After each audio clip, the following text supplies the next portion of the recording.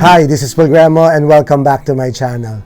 Today, I will discuss 10 quotes that will help us live life to the full. Due to your insistent demand, I will upload 10 quotes that will help you be inspired and motivated again. These are the quotes that I failed to include in the vlog entitled 5 Quotes You Need to Know. These quotes are powerful reminders to always go for our dreams no matter what the obstacles are. Kung feeling mo wala kang direksyon, punta ka rin sa vlog na to at matututunan mo ang mga 10 quotes na pwede mong gawing sandalan pag ikaw ay ng panghihinaan ng loob. Let's start. Number 1, the only way to do great work is to love what you do. And this is from Steve Jobs. If you are stuck in a job that you do not like, what are you waiting for? If you are worried about the bills you have to pay, make sure that you have a plan to pay those bills and get out of that job and try to find your passion and to work on your passion. Steve Jobs would have not created a revolutionary and relevant company if there was no love and passion for that work that he was doing. And that is the lesson that we need to learn also. If you do not have the passion for your job right now, ask yourself why and plan your way out. Because there is a work that you need to do that you will be more inspired of and it will create a big impact in the world. Number 2, constant efforts and frequent mistakes are the stepping stones to genius. This is by Albert Hubbard. Once again, do not consider yourself a failure. Never say that you are a failure. If you compare yourself to others, if you compare yourself to your friends, and they are so successful and you feel that you are not because you don't have the money, you do not have the car, you do not have the property that they have, think again. You are always a work in progress and the failures are just stepping stones for greatness. Be great. Why not, diba? Why not aim for greatness? Because some people showed us how to be great. Then it means that it is achievable only when you put your heart into it. And remember, do not be discouraged every time you commit mistakes, because as long as you put an effort, then you can be a success. Number 3, great minds have purposes, other minds just have wishes. This is from Washington Irving. Stop wishing. Have a purpose. That is the difference. When you always wish, you're just like daydreaming. And the thing is, you need to will it to happen. And that is the point about having a purpose in whatever you do. Whatever you do right now has to lead to that goal that you have set for yourself. Whatever action that you are doing right now has to go to that direction. Never waste your time. Never take for granted the 24 hours that we are given. Of course, a balanced life means that you should also rest, you should also chill, you should also bond with your family. Never waste the chance for you to actually achieve the dreams that you have in your life. Number 4, to get the full value of joy, you must have someone to divide it with. And this is by Mark Twain. Totoo naman, you can have everything in the world, the success that you wanted, the dreams that you have been working on. But if you do not have someone to divide it with, it feels empty. It is not complete. Because true joy is achieved when you share these things to others. That is the reason why you should also be able to share your blessings to other people. And at the same time, to the people that you love, to the people that are close to you, from your family to friends, to your special someone. You should divide this joy in order for this joy to be complete. Number 5, money follows the people. So people should follow their dream. And this is from Jack Ma. Yes, most of the time, we are just considering the money, the salary, what will I get from this, how much will I get from this, without considering the fact that when you follow your dream, the money will follow also. When you follow your passion, this passion will translate into profit also. Read this book, From Passion to Profit, tells us that what you are passionate about can be a pipeline for many, many blessings, including money. Money is a tool. Money is something that we need in this life. And definitely we should plan about it. We should know how to earn, save, and invest money. That is one of the things that is very important in this life. And most of the people who are successful, when you ask them, did they follow their dream? Their answer will always be yes.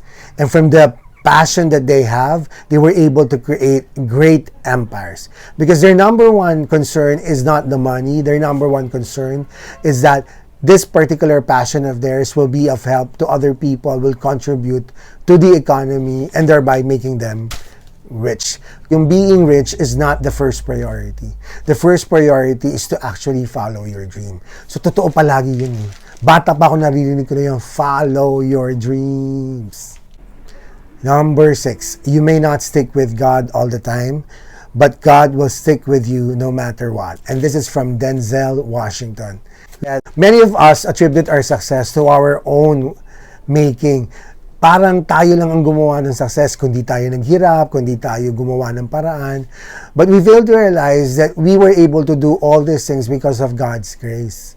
And I believe that God made all these things possible, because sometimes I don't feel good about working on this. Sometimes I do not have the right motivation. And sometimes also I get tired in pursuing my dreams. When I pray to God for help, suddenly I get inspired. Suddenly I see myself rising from failures and being motivated again to be the best person that I can be. Maraming pagsubok sa buhay na hindi mo nakakaya. At pag tumawag ka sa Diyos, para siyang gumagaang bigla. And all of a sudden, opportunities come. People who would want to help will appear in your life. And I always believe that for every success we experience, it is God's grace that made it all possible. And I just want to share that because I strongly believe that without God, this YouTube channel will not be around. This is my 84th vlog, and I reached this far even though sometimes I was not motivated because of God's grace. And the good thing is, even if you do not call on to God, God will always be on your rescue because God will never leave you. Number 7, every failure is a stepping stone to something better. And this is from Colonel Sanders. And we know his story because he never gave up. The narrative of Colonel Sanders is a classic one for those people who feel they are old already and age is just a number. You can always pursue your dreams no matter what age you are. We hear of people trying to finish their school even though they are already 60. Now we know of people bouncing back in life when they were in their 50s. We know of people who did not give up even when a lot of trials came along the way, sickness, poverty, and see them rising above these challenges even at the time when they were in their 40s. We will always have those opportunities. And totoong-totoo yung kasabihan ng mga Pinoy, habang buhay, may pag-asa. Because every failure that you have made in your life can be stepping stones to something better because you learn from that. When you learn from failures, you know that you will not commit them again and you are cautious of not committing them again. And at the same time, naririnig ko to kay Oprah, when you know better, you do better. Number 8, giving up is the birthplace of regrets by Deshaun Barker. Never give up. Never, ever give up. No, kung pwede ko lang isulat dito. Ay, andyan pala. Kung pwede ko lang sabihin sa inyo, totoong-totoo. Never, never give up. You wouldn't realize how life turns. And sometimes, the moment that you feel that it's the end, the moment that you feel that there is nothing anymore for you, you are just a day away from fulfilling certain dreams of yours. You are just a prayer away from rising above the circumstances that you are in. Yung problema mo ngayon, totoong-totoo, may solusyon yan. Pag-isipan mo, may solusyon. It may not be the solution that you are anticipating. It may not be the solution that you are thinking of. But believe me, there is a solution. And the first solution is to not give up finding that solution. All of us have regrets, but we want to minimize them.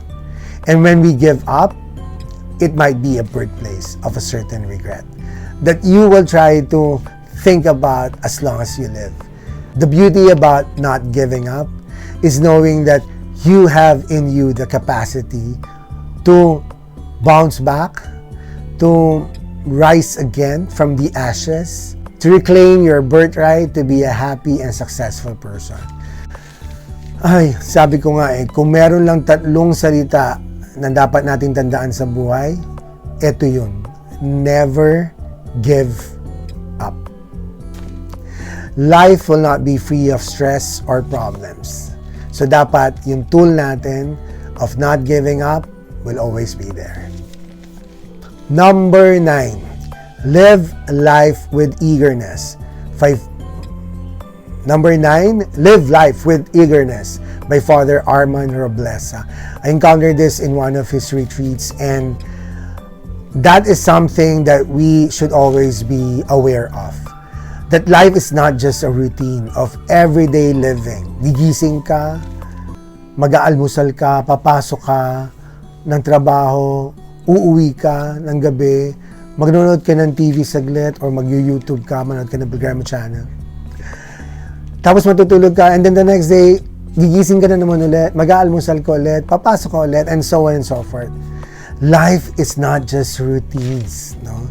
Life is full of opportunities and chances to be happy, to be alive, and to do many, many, many more things than what you are presently doing right now. Don't get me wrong. Routine is important also. It tries to give you structure in life. We should remember that we should not be imprisoned by the routine. We should not be caught up with this routine that we feel that this is the life that we are supposed to live. We are not just robots trying to fulfill one day without us trying to find our interest. Kaya nga, di ba, napakaswerte ng mga taong gustong-gusto nila at mahal na mahal nila ang trabaho nila because they are never really working. They're actually living life with eagerness. So if you are that person, I'm so happy for you. And if you are not that person, try to find a work, something that you do.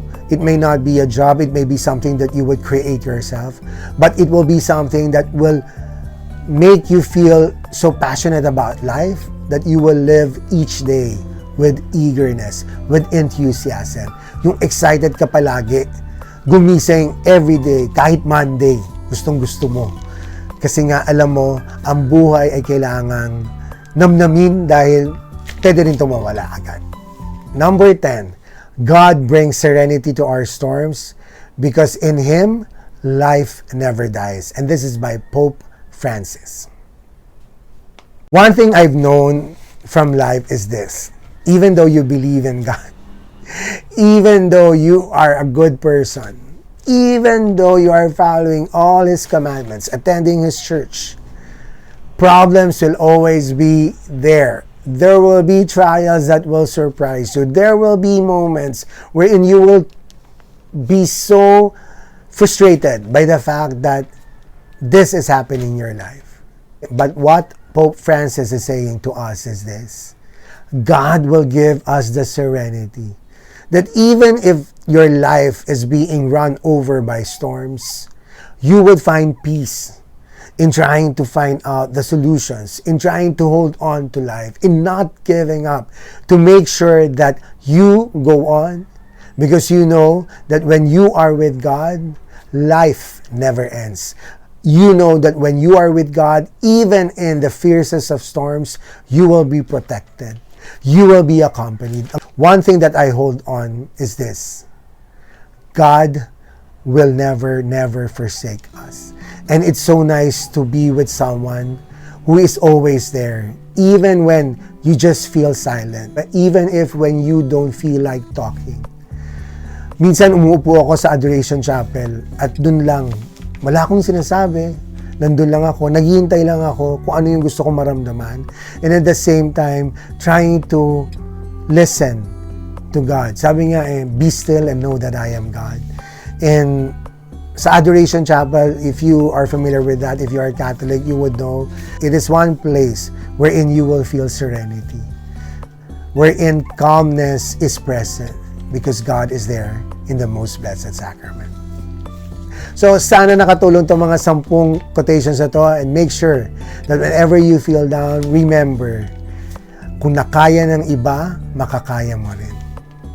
Whenever you feel down, read things that will inspire you. Listen to people who will motivate you. And pray. Pray to God to give you the grace to hold on and to never give up. Discover something nice sa buhay, something nice sa Pinas. Like and subscribe to Grandma channel and click the notification bell. God bless you.